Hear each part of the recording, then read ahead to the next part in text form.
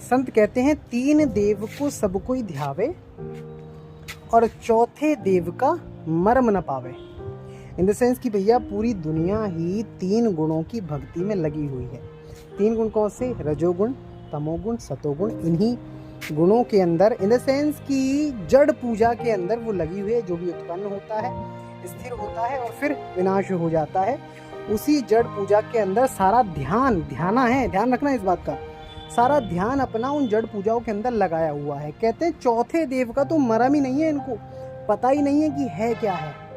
अब वो चौथा देव क्या है? जिसको कहते हैं ब्रह्म अवस्था, या आप मन भी कह सकते हो, मन तक का पता नहीं है। कहते हैं चौथे देव का मरम ना पावे। भैया तीन गुणों से ऊपर ही नहीं उठ पा रहे हैं ये, तो ब्रह्म अवस्था तक जैसे पहले ऋषि मुनि ब्रह्मलीन हो जाया करते थे, आज के समय में तो कोई है ही नहीं है। अब कलयुग में तो कोई है ही नहीं है जो ब्रह्म अवस्था तक को प्राप्त कर ले।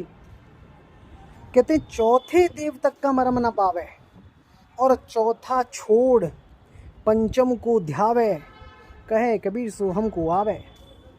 कहते हैं भैया पांचवा तो इनसे मिलियन ट्रिलियन ईयर्स आगे है, समझ लो। क्योंकि तीन गुणों से ही ऊपर नहीं उठ पा रहे हैं, क्योंकि मंत्रों में लगे हुए हैं। ओम क्लियम हरियम श्रीयम ओंकार रंकार मुद्राएं साध रहे हैं, खेचरी भूचरी चाचरी या गोचरी, ओम सोहम सत्य कबीर, फोटो पूजा कर रहे हैं, ना जाने क्या क्या। ये सब तीन गुणों के अंदर ही आता है। ब्रह्म अवस्था तक की प्राप्ति नहीं है इन लोगों को। और कहते हैं चौथा छोड़ पंचम को ध्यावे। भैया वो जो पंचम अवस्था है, पंचम अवस्था कौन सी? वो आत्म राम, वो शब्द स्वरूपी राम, वो तुम्हारा आत्म स्वरूप, उसकी तो दूर दूर तक खबर नहीं है इन लोगों को। कहे कबीर सो हमको आवे। अब यहाँ पर बहुत से लोग समझ रहे हैं कबीर साहब ये कह रहे हैं कि वो मेरे पास आएगा। नहीं भाई, कबीर साहब का कहने का अर्थ है कि वो अपने आत्म स्वरूप में समा जाएगा। वो किसी सतलोक में जाकर दूध की नदियों में नहीं नहाएगा। वो किसी मंडलों में घूमकर कान वाली धुनें, आँख वाली धुनें, आँख वाली मुद्राएं, ये सब वो नहीं करता है।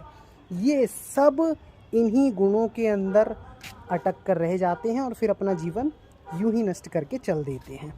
तो अगर ये जानना है कि भैया पंचम देव को कैसे ध्याना है, मंत्र नहीं जपना है उसका, तो चैनल को लाइक करें, फॉलो करें